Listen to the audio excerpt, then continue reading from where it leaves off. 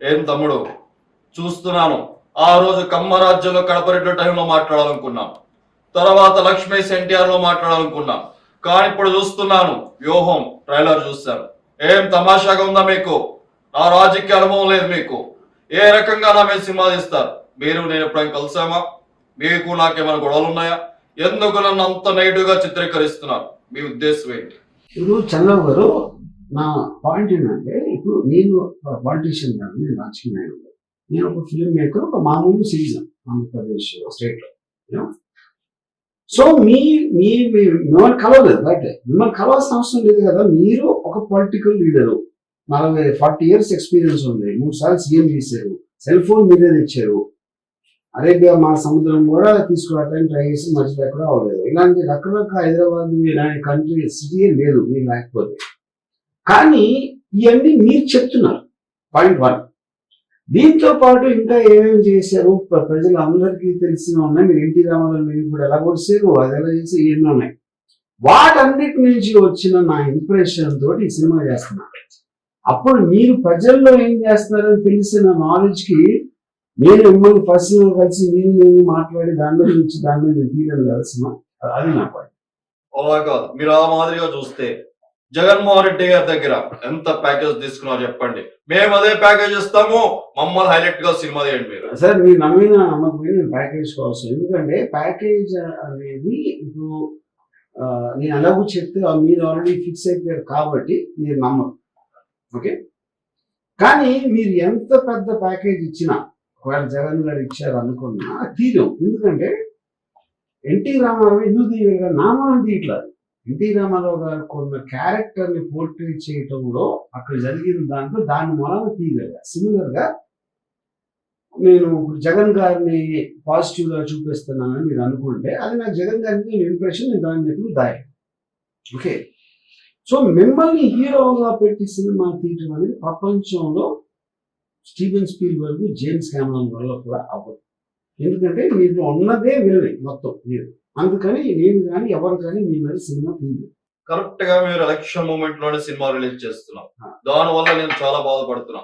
మరి తర్వాత చూస్తే నా కొడుకుని చాలా కామెడీగా చూపిస్తున్నారు. ఇది ఎంత వరకు కరెక్ట్ అని అడుగుతున్నాను ఈ రోజు. సో ఇప్పుడు ఎలక్షన్ లో తీయడం లేదండి, సినిమా తీసిందే ఎలక్షన్ అప్పుడు హాట్ టాపిక్ గా ఉంటుంది. అందరూ మీరు కానీ మీ ప్రత్యర్థులు కానీ ఎవరైనా కానీ ఉంటారు, న్యూస్ లో ఉంటారు కాబట్టి దానికోసమే తీయడం జరిగింది. అప్పుడు ఎలక్షన్ ముందు చేస్తున్నారు అనే దాంట్లో అర్థం ఉంది. ఇకపోతే మీ కొడుకును కామెడీని చూపెడుతున్నాను అని మీరు అంటే, కామెడీని చూపెట్టకపోతే ఇంకా చూపెడతారా? మీరు చెప్పండి. అది మీరు చెప్పగలిగితే నేను చంద్రబాబు నాయుడు ఫిల్మ్ ఇన్స్టిట్యూట్ లో వచ్చి నేను మళ్ళీ నేర్చుకోవడానికి ట్రై చేస్తాను. మీరు ప్రయత్నం చేయండి. తదుపరి మీకు ఒకటే చెప్తున్నాను, వార్నింగ్. రాబోయే ఎలక్షన్ నేనే గెలుస్తాను, అప్పుడు చూస్తాను. మీకు ముంబై మాఫియా ఉండొచ్చు, దావూద్ ఇబ్రహీం ఉండొచ్చు, కానీ రాబోయే ఎలక్షన్స్ లో విజయం వచ్చిన తర్వాత అప్పుడు చూద్దాం తమ్ముడు. అప్పటి వరకు నేంటో చూపిస్తాను. ఏం చూస్తారు అయ్యారు అనుకుందాం, ఏం చేస్తారు అప్పుడు? అంటే ఏదో చేసేసి మీ గ్యాంగ్ తీసుకొస్తారా, లేకపోతే మీకున్న పోలీస్ వ్యవస్థని మీ నౌకర్లాగా వాడుకుని ఏమన్నా చేస్తారా? అది కూడా చెప్పండి. నేను గెలిచాక చూపిస్తాను నేనేంటనే. Okay, thank you sir. అంటే నాకు ఒకటే చెప్తున్నాను, ఇప్పుడు చంద్రబాబు నాయుడు గారి గురించి మీరు నా అభిమానం అంటున్నారు. మీరు అభిమానం చెప్పి నన్ను ఈ రోజు ప్యాకేజ్ ఇస్తారు అని చెప్పి ట్రైనర్లో చూపించడం అది ఎంతవరకు కరెక్ట్ వరం గారు? మీరు చెప్పండి. ప్యాకేజ్ ఇస్తారా నేను చెప్పలేదు, చంద్రబాబు నాయుడు మీ గురించి చెప్పారు, అది నేను చూపించాను. నేను కెమెరాతో అక్కడ ఉన్నాను కాబట్టి అది నేను తీశాను. నేను ప్యాకేజ్ ఇస్తారని ఎప్పుడు నేను చెప్పలేదు. సో చంద్రబాబు క్యారెక్టర్ ఆఫర్ చేశాను, ఆఫర్ చేసింది మీరు స్వీకరించారని కూడా నేను చెప్పలా. నేను చర్యలు చూస్తాం, ఇంకొకసారి చూడండి. ప్యాకేజ్ ఇస్తా అన్నారు, దాని మీద మీరు రియాక్షన్ ఇవ్వలేదు కదా, అప్పుడు తీసుకున్నారా లేదా అనేది సస్పెన్సే కదా, నేను చూపించింది కదా. మీరు వ్యక్తిగతంగా ఏ ఇంటర్వ్యూలో చూసినా నేను పవన్ అభిమాని అంటారు. అభిమాని ఎప్పుడు కూడా తనకు నచ్చిన హీరోని నెగిటివ్ గా చూపించకూడదన్న విషయం మీకు ఎందుకు తెలియదు? ఇప్పుడు అభిమాని అనే దానికి నిజమైన అమ్మాయికి అర్థం ఏంటంటే, తను అభిమానించే అతను చాలా బాగుండాలి, పైకి వెళ్ళాలి, అతను అనుకున్నది సాధించాలి అనుకున్నవాడే నిజమైన అభిమాని.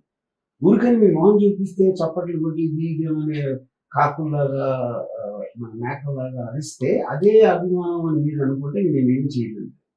నేను కేవలం మీ మంచి కోరే నేను చెప్పిన ప్రతిదీ ఒక ఉచిత సలహా. తీసుకోవడం తీసుకోకపోవడం అనేది మీ జ్ఞానం మీద ఆధారపడదు. తర్వాత నాకు చాలా మంది వాట్సాప్ చేస్తున్నారు. నేను ధర్నాకి వెళ్ళినప్పుడు, చంద్రబాబు గారు అరెస్ట్ అయినప్పుడు, నేను పడుకున్నప్పుడు, రోడ్డు మీద పడుకున్న ఫోటో కావచ్చు, ఎక్కడ బండ మీద పడుకున్నప్పుడు ఫోటో కావచ్చు, లేదంటే మీరు ట్విట్టర్‌లో ప్రతి ఫోటోని ఎడిటింగ్ చేసి పెట్టడం వల్ల నా మనసు చాలా బాధ అనిపిస్తూ ఉంటుంది. ఎప్పుడు ఎందుకులే, సరే మనం మాట్లాడదాం, ఒక సమయం వస్తే సహిస్తాను, ఒక సమయం వచ్చినప్పుడు ఖచ్చితంగా వర్మని ప్రశ్నించాలి అనుకున్నప్పుడు ప్రశ్నిస్తున్నాను. దానికి సమాధానం చెప్పండి. ఇప్పుడు మీరు ప్రశ్నించిన, నా దవడ పగలగొట్టిన, నా బట్టలు తీసి పరిగెత్తించిన, లేకపోతే గుంజి తీసుకి చంపేసిన, అది ఆలోచన మీకు ఉండొచ్చు. కానీ అలా చేస్తే నన్ను కాదు, ఎవరిని చేసినా మిమ్మల్ని బొక్కలో పడతారు. ఇది వ్యవస్థ. నేను కాదు ఎవరు కాదు. ఇక పాయింట్ ఏంటంటే, ఇప్పుడు నేను అది పెట్టినప్పుడు అది ఉన్నది నేను పెట్టింది కదా. మీరు పబ్లిక్ డొమైన్లో ఉన్నారు, మీరు ఒక సూపర్ స్టార్, మీరు ఒక పాలిటీషియన్.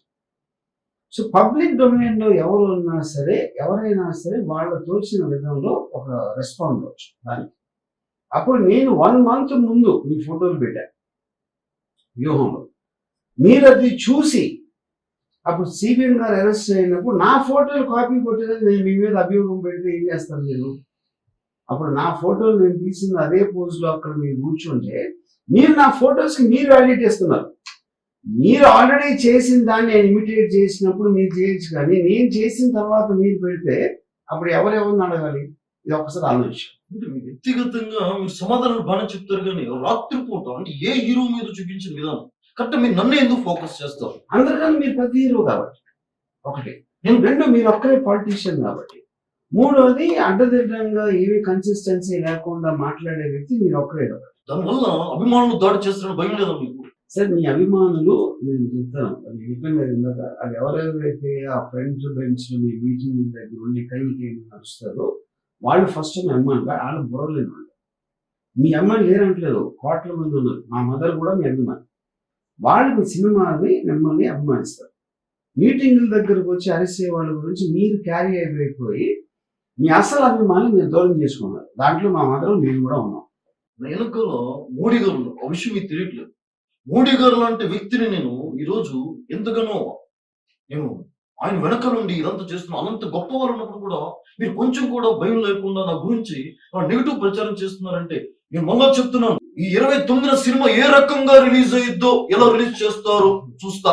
ఇది ఒకటి. మీరు నేను మోడీ వెనకాల ఉన్నదన్నారు. నేను ఏ ఫోటో చూసినా మీరు మోడీ వెనకాల ఉన్నారు. మోడీ వెనకాల లేడు. పాయింట్ 1 అది అక్కడ రాంగ్ ఇన్ఫర్మేషన్. సెకండ్ పాయింట్, ఇది చేస్తా అది చేస్తా మీరు చెప్తానే ఉన్నారు. ఎవరినో బట్టలు ఇప్పిస్తా, లేకపోతే చొడి చేస్తా, చంపేస్తా అని మీరు పొద్దున్న లెగిస్తే పదబ్బాలు పలుకుతూనే ఉంటారు. అది ఎంతవరకు ఒక్కటి కూడా దాని నుంచి రాలేదు. సో అలాంటప్పుడు అందులో భాగంగానే ఇది కూడా నేను ఒక empty vessels make lot of noise అని ఇంగ్లీష్లో ఒక సామెత ఉంది. అది ఒక్కసారి మీరు 2 లక్షల పుస్తకాలు చదివారు కాబట్టి ఆ పర్టికులర్ ఫేస్ అర్థం ఏంటో ఒకసారి అర్థం చేసుకోండి. అంటే ఈ సినిమా ట్రైలర్ చూస్తున్నప్పుడు ఏదో అన్నయ్య నేను నిజంగా మాట్లాడుకున్నట్టు, అన్నయ్య నాకేదో సలహా ఇస్తే అన్నయ్య మాట వినకుండా నేను వెనక్కి వెళ్ళిపోయి, మీరు చూసినట్టుగా ఈ ట్రైలర్ లో ఎందుకు అన్నయ్య ఇన్వాల్వ్మెంట్ చేయాల్సి వచ్చింది? నాకు చాలా బాధ అనిపిస్తుంది అన్నయ్య ఇన్వాల్వ్మెంట్ చేయడం. అదే ఇప్పుడు మీ అన్నయ్య కూడా పొలిటికల్ పార్టీ, అన్నయ్య కూడా ఫిల్మ్ స్టార్ మీలాగే. మీరే మీ అన్నయ్య షూస్ సాక్స్ వాసన చూస్తారని చెప్పారు. అన్నిట్లో అన్నయ్యని తీసుకుంటారని మీరే చెప్పారు. నేను చెప్పాలి. అలాంటి వాటిలో ఇంత పెద్ద నిర్ణయం పార్టీ పెట్టి దాంట్లో మీరు ఎంతో కొంత మీ అన్నయ్యని చెప్పకుండా ఎట్లా ఉంటారు? ఇదే విషయం అది అందరికీ తెలుసు, అందులో మీకు తెలుసు.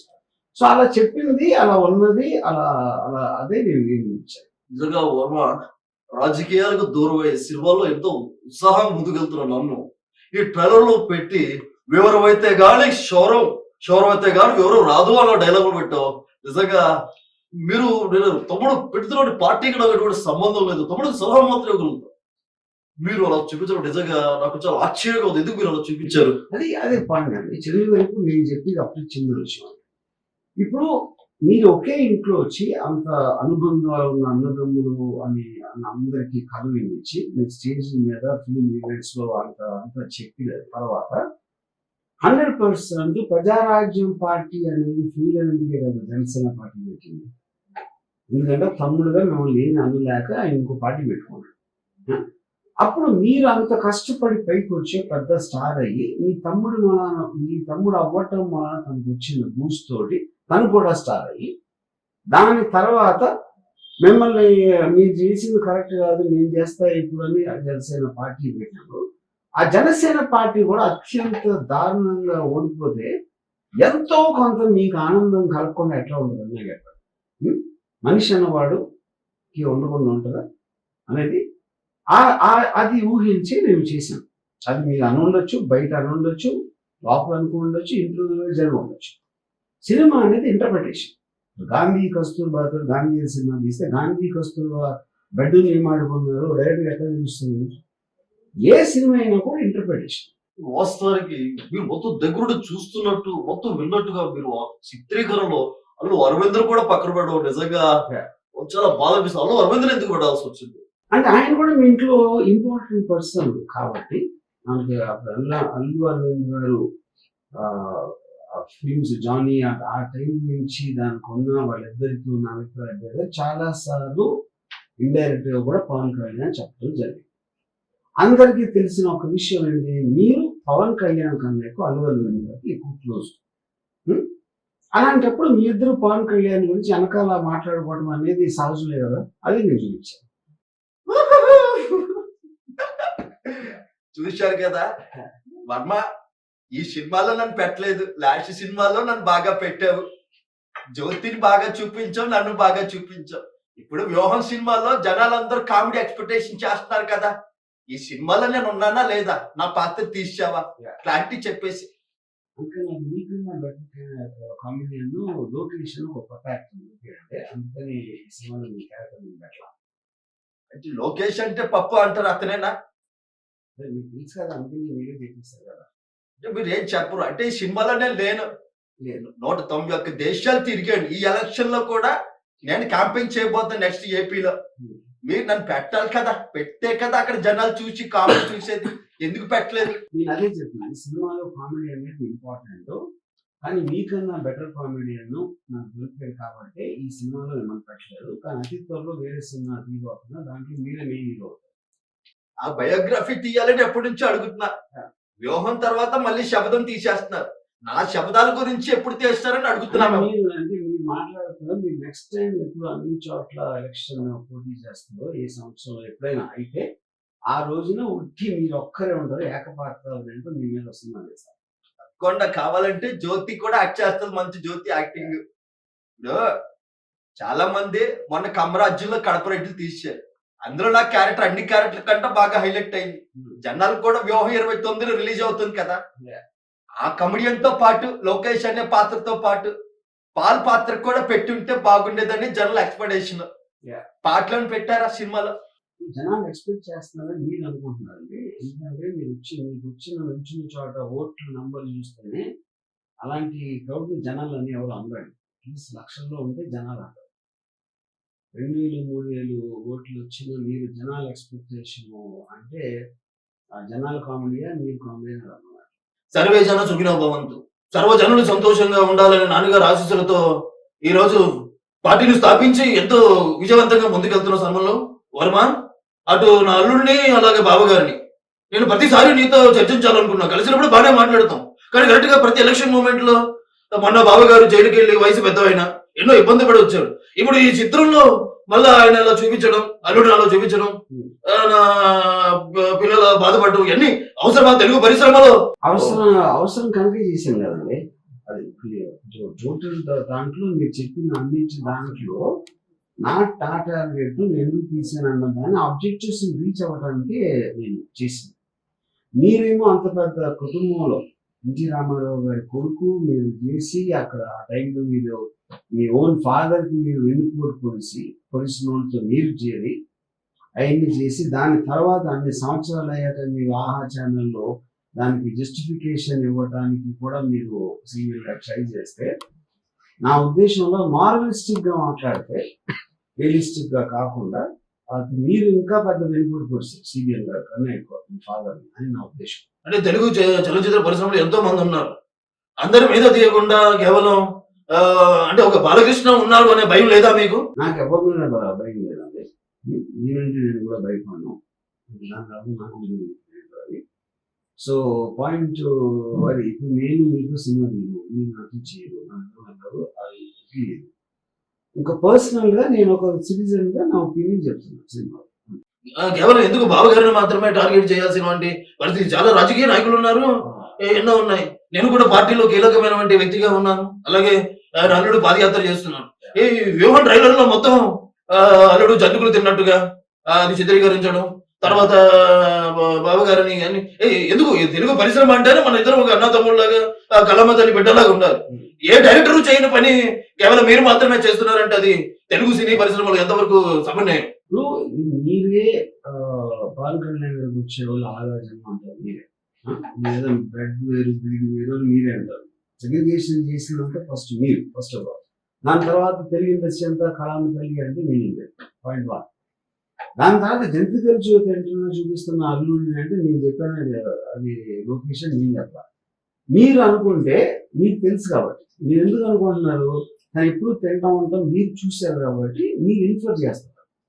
అప్పుడు అది మిమ్మల్ని మీరు ప్రశ్నించుకోవాల్సిన ప్రశ్న నన్ను అడగటం కాదు. చివరిగా సూటి ప్రశ్న, ఎందుకు చంద్రబాబు అంటే ఇష్టం లేదు, ఎందుకు జగన్మోహన్ రెడ్డి అంటే మాత్రం ఇష్టం?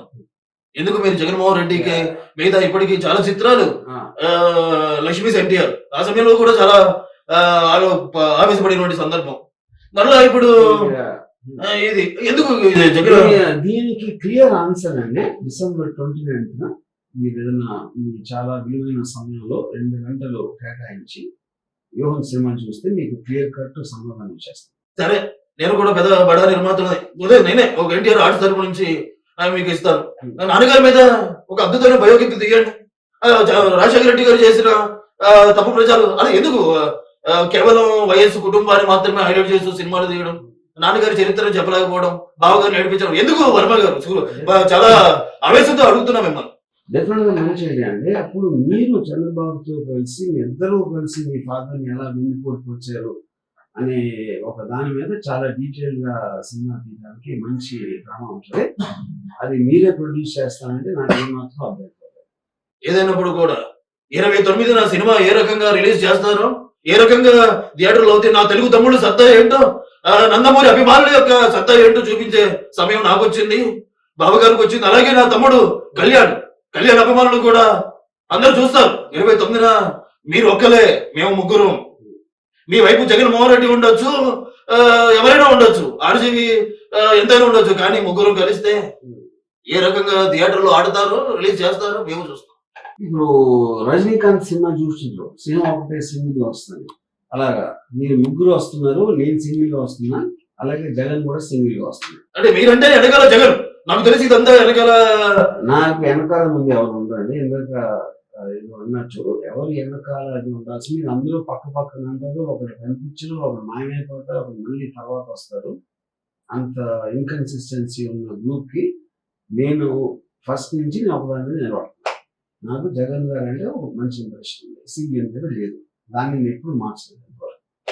మీరు సిబిఎన్ అంటే ఇది అది, లోకేష్ అంటే అది అని ఒక టైంలో గ్రూపులు ఇచ్చారు, ఇప్పుడేమో వాళ్ళ లాంటి మనుషులు లేరు అంటున్నారు. అది మీరు ఆలోచించుకోవాల్సిన విషయం. సరే, 29లో చూద్దాం. సై అంటే సై, ఎవరు గెలుస్తారో ఏ రకంగా. ఒకవేళ సెన్సార్ వాళ్ళు సమయం మీకు ఇచ్చిన 29న థియేటర్కి వచ్చిన, థియేటర్కి జనాలు రావాలి, ఆ థియేటర్లో సినిమా పడాలి. అప్పటి వరకు సమస్తం యుద్ధానికి సిద్ధంగా మేము ఉన్నాము, మీరు కూడా సిద్ధంగా ఉండండి. ఇప్పుడు డైలాగ్ చెప్పడానికి అఖండ గారు లెజెండ్ గారు, ఇది రియల్ లైఫ్. రియల్ లైఫ్ లో కూడా ఎన్నో రియల్ లైఫ్ లో హీరోలు అనే వాళ్ళు ఉండవు, వ్యవస్థ అనేది ఉండదు.